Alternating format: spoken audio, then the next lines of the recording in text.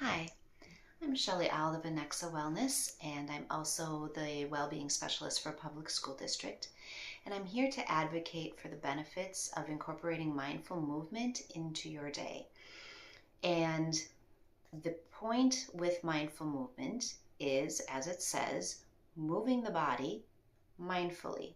So you're incorporating the body, the mind, will incorporate breath, which all of that impacts the energetics that you might be feeling, how you can shift all of that, which really impacts the emotional pieces as well.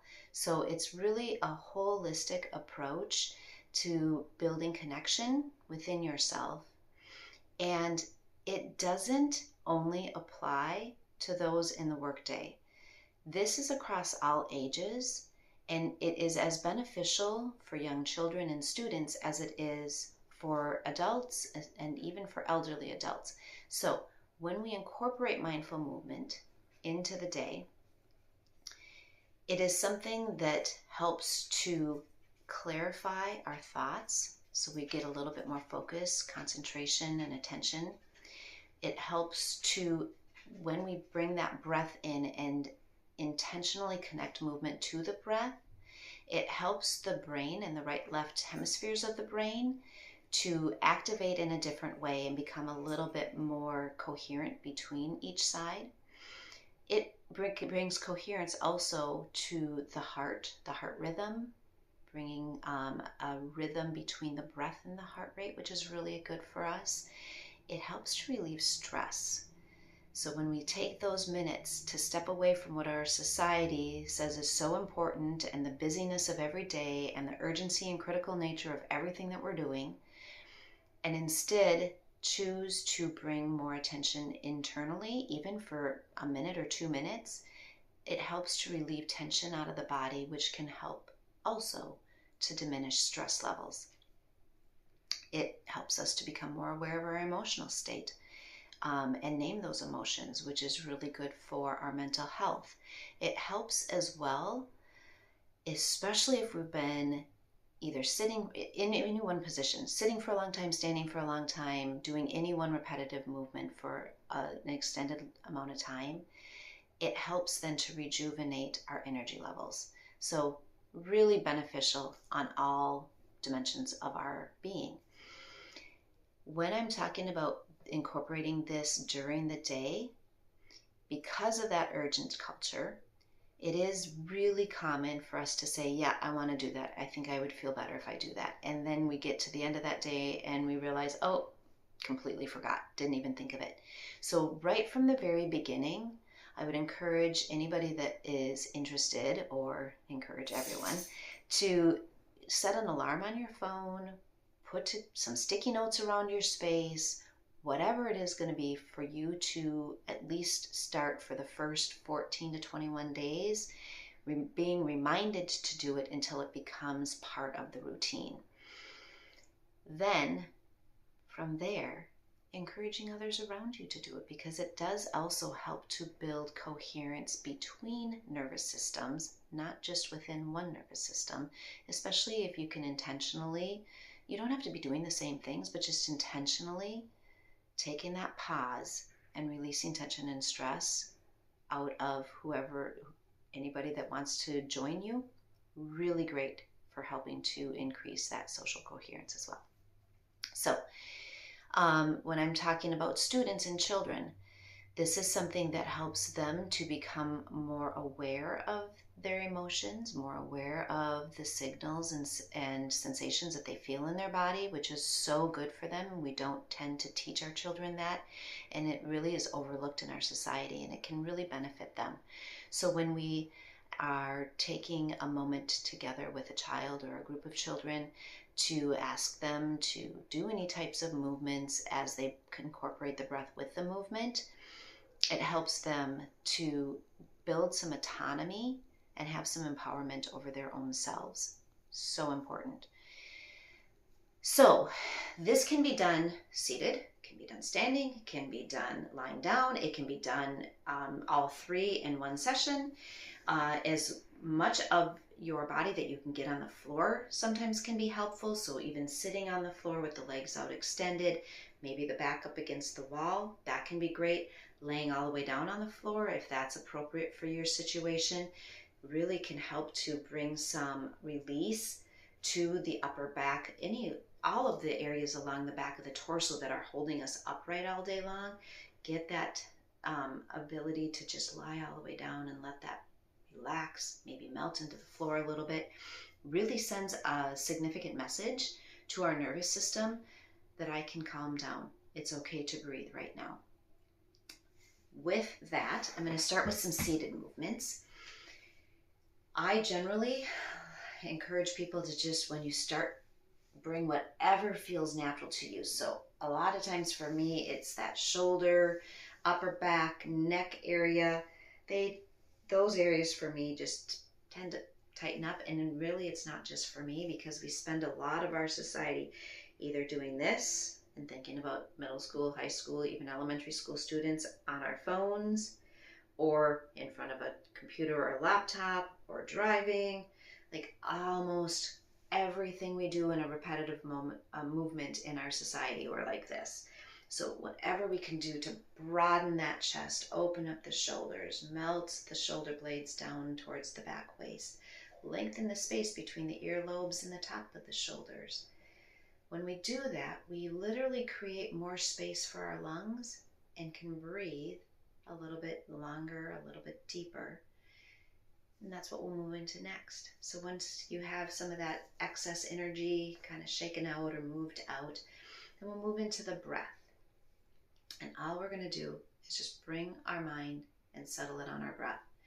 That can usually encourage us right away to slow the breath down. Doesn't mean you need to shape it or form it in any way, but usually it slows it down a little bit. Taking that inhale through the nose, and then exhale either through the nose or through the mouth, whatever's accessible for you. And then do it again. And right there, that can be considered mindful movement, and we just did it in 30 seconds. So even something as simple as that. Now, I really enjoy closing my eyes when I bring my attention to my breath. It's what works well for me.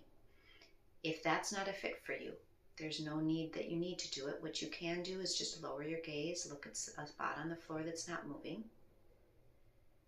and then eliminate those visual distractions that tend to bombard and overwhelm our nervous system all day long. Otherwise, if it's comfortable, go ahead and close your eyes and keep that breath flowing in, flowing out. Maybe even noticing as you're slowing the breath down, as you've opened up the chest, that there's more space all the way down to the bottom of the rib cage for those lungs to expand on the inhale. And then release it all on the exhale. And this can be 2, 3, 4, 10 rounds, whatever feels good for you. And then keeping that really focused attention on the breath will bring in some movement. So it can be an inhale. Maybe you want to reach the arms up, lengthen the fingertips towards the ceiling as you pull the shoulder blades down towards the back waist. And then as you exhale, you just let the arms float down, kind of dangle by the side. Could be an inhale to bring the left hand to the right knee, right hand either towards the hip, or if you have an arm on your chair, you can use that for some gentle leverage, or if it's appropriate for you, maybe to the back of the chair. And then inhale all the way back to center, reverse it to the other side on the exhale. Do the same thing.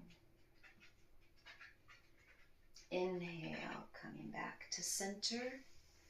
This time as you exhale, maybe you hang that right hand down to the side. Left hand might want to grasp the edge of the chair for some leverage. Maybe you start to feel that opening along that left side of the body, or you can use your right hand, grab a chair leg, and side bend. Opening up all the spaces between the side ribs on the left side body. And then inhale, bring that back up Same thing other side. Again, kind of feeling it out on this side. We don't tend to be completely even between the two sides. So if one side, maybe you want to keep that hand down, or maybe you want to bring it up for both. It's helpful to have that supporting hand, getting some leverage from a chair, side of the chair. Inhale, come back up. This time as you exhale, land the hands right on the kneecaps. Taking an inhale, you're going to pull the chest through the upper arms, lengthen the sternum towards the ceiling, little baby back bend. And then as you exhale, curl everything in together, tucking the chin towards the chest, letting those shoulders round up. Maybe if it feels good, even interlacing the fingers, pushing the palms away. Let's do that one more time just for good measure. Inhaling. Pull up into seated cow. Exhaling, round, down and back.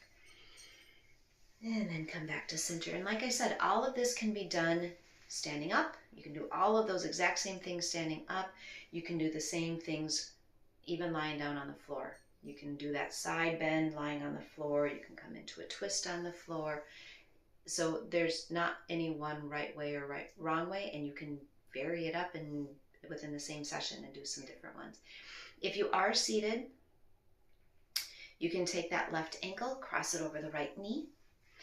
Now, if you're standing, you can either just crisscross the left toes over to the opposite ankle, outside of the ankle, or you can cross the ankle, the left ankle on top of the right knee and come into a standing balance. It's really good for our brain. It helps the right and left hemisphere to start to awaken in a different way. It's very good for us. And if you are lying down or seated on the floor, you're just going to cross the ankle over the knee again. And then we're going to do that same extension, lifting the sternum, coming into a cow shape. And then as you exhale, come into a cat shape with your back. And if you want, if you're seated, if you're lying down, you can pull the right knee in towards the chest, get a lengthening along the outer hip. If you're standing, you can come squat down a little bit. That can give you sensation in the hip. Or for our purposes, what I'm showing today, letting the chest come as close to the shin as feels comfortable for you, especially letting the low back and the left outer hip tell you when it's time to stop. So everybody's going to look a little different in this, and that's fine. Once you have enough, you're going to release that, bring it back down, cross the opposite ankle over, do the same thing, and then bring that down.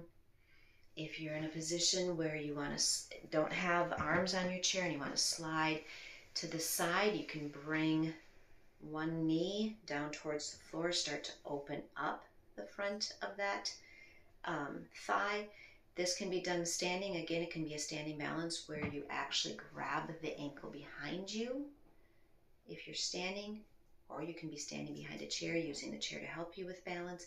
If you're on the floor, you can just tuck that right foot out to the side or behind you, and then pay attention to the knees. Your knees, your low back, all of those signals and sensations that your body gives you will tell you if it's a good fit for you or not. These are only suggestions. Please do what your body, or as much as your body, says that it's ready for, and leave the rest for somebody else or for another time. So if you did that front of the thigh opening on the other side, let's come over and do it on this side. Again, if you're standing, or if you want to grab the front of the ankle in your chair, and then come back.